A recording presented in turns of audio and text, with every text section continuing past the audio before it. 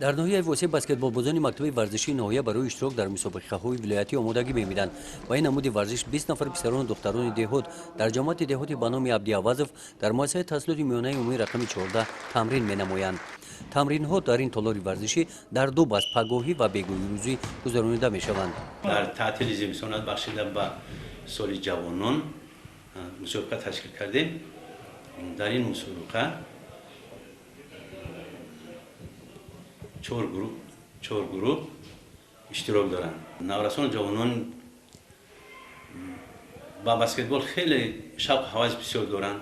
мехостанд ки дар назди мактабҳои миёнаи умумӣ дастаҳо ташкил карда шавад ва наврасон байни ҳам бозӣ карда маҳорати худро сайқал диҳанд.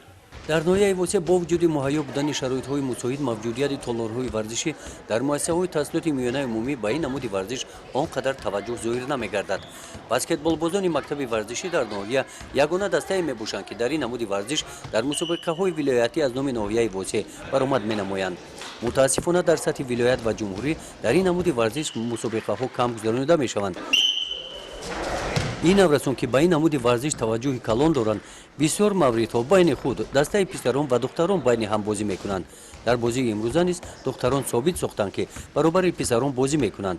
онҳо хоҳиш доранд ки маҳорати худро дар сатҳи вилоят ва ҷумҳурӣ санҷанд.